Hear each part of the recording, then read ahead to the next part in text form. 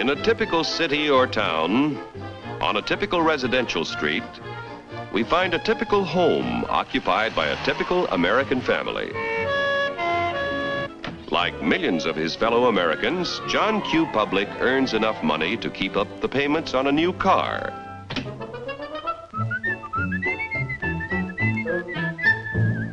He takes great pride in owning a fine, new, long-term mortgaged home that was built to last a lifetime.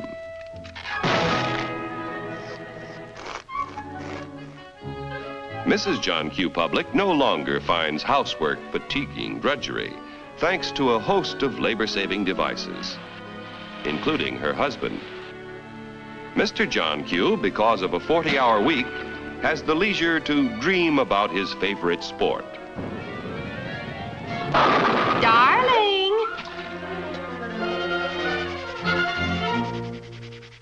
Oftentimes, in a secluded corner of his private den, John Q. reflects on some of the better things he has done with his life. Insurance to protect his family if he is called before his time. Money in a savings account for emergencies, for summer vacations, and to help put John Q. Jr. through college. In spite of the high cost of being a husband and father, John Q. has a private little nest egg. His practical nature tells him it ought to do more than collect moths. Let's see, where did I put this thing? I know it's... common stock. Do I own any? I don't even know what they are. In that case, it might be a good idea to get a little information. Let's start with a fellow who owns and operates a company that makes and sells oil drums. Each year, customers buy more and more from our friend because he makes a better oil drum than his competitors. One day, customers demand more oil drums than the owner can produce. He'll have to build a larger plant to expand production. He figures it will take about $3 million to do the job. So he decides to form a corporation to sell shares in his business to raise the capital he needs. First, the owner goes to the state government to get a corporation charter and permit to sell shares in this business. Next, our friend goes to an investment banker and shows him the record of the oil drum manufacturing company's past performance and plans for expansion. The investment banker decides to help our friend sell shares in the corporation to raise the $3 million. However, before any shares in the corporation can be sold, certain information must be filed with the Securities and Exchange Commission in Washington. The investment banker and the owner must swear that the information they file contains nothing but the truth.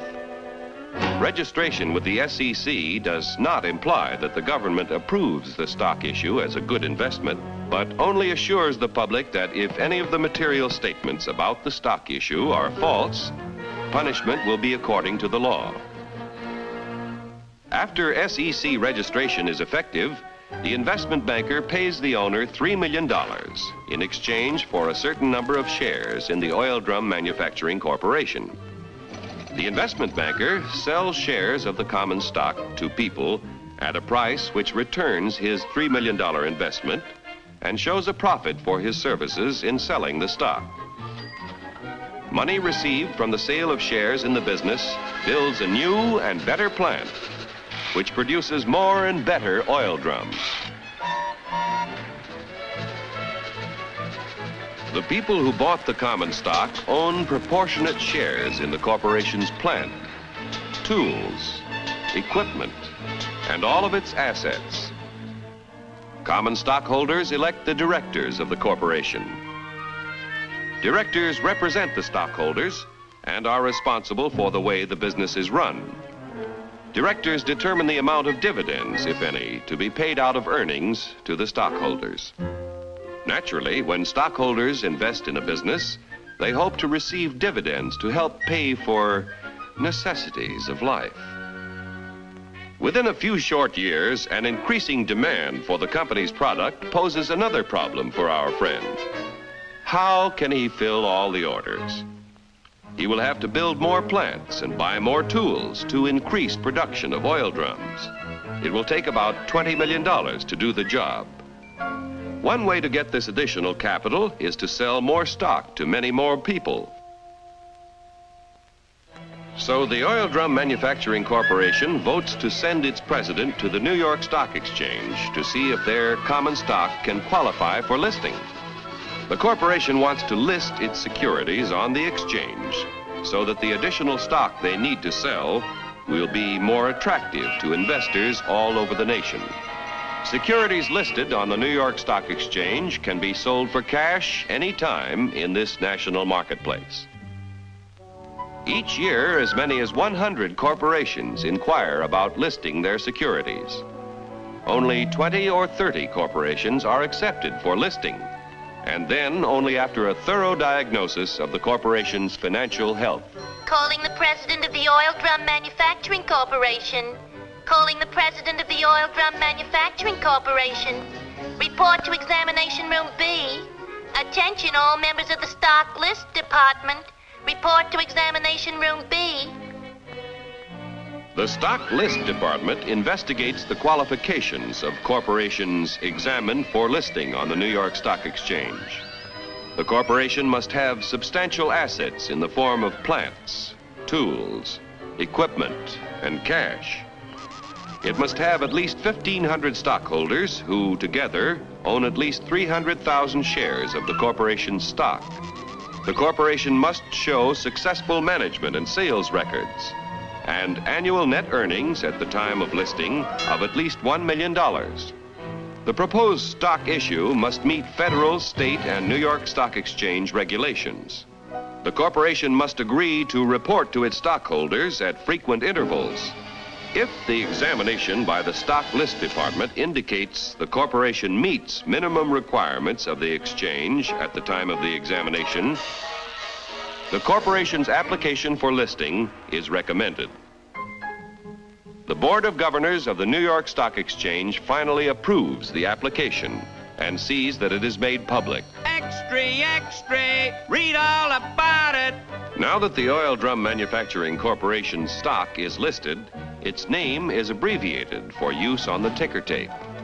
Each time ODM stock or any other stock listed on the exchange is bought or sold, the ticker tape flashes all over the nation the price and number of shares traded. A buyer in Colorado wants to purchase some ODM stock. The buyer's broker in Colorado sees that the last ODM transaction was at $10 a share. The buyer could buy from 1 to 99 shares, which would be known as an odd lot. But our Colorado friend decides to invest in 100 shares, known as a round lot. The Colorado broker wires the order to his New York office. The buy order is telephoned to the floor of the New York Stock Exchange. It is given to the firm's floor partner, who becomes the representative of the buyer in Colorado. The floor partner goes to the post where ODM stock is traded. The representative of the buyer in Colorado bids $10 a share for 100 shares. But at the moment, there is no stock offered for sale at this price. In the meantime, however, in Maine, an ODM stockholder who needs cash decides to sell his 100 shares if he can get $10 a share. The Maine broker wires the sell order to his firm's representative on the floor of the New York Stock Exchange. This firm's floor partner, representing the seller in Maine, offers to sell 100 shares of ODM stock at $10 a share. The price of $10 a share is mutually acceptable, and the transaction is made. Like the cowboy in Colorado and the fisherman in Maine, investors all over the country use the facilities of brokers who are members of the New York Stock Exchange whenever they want to buy or sell stock of companies listed on this national market. Yesterday's savings financed the miraculous growth of our railroads, automobiles, airplanes, farm machinery, communications, electric light and power,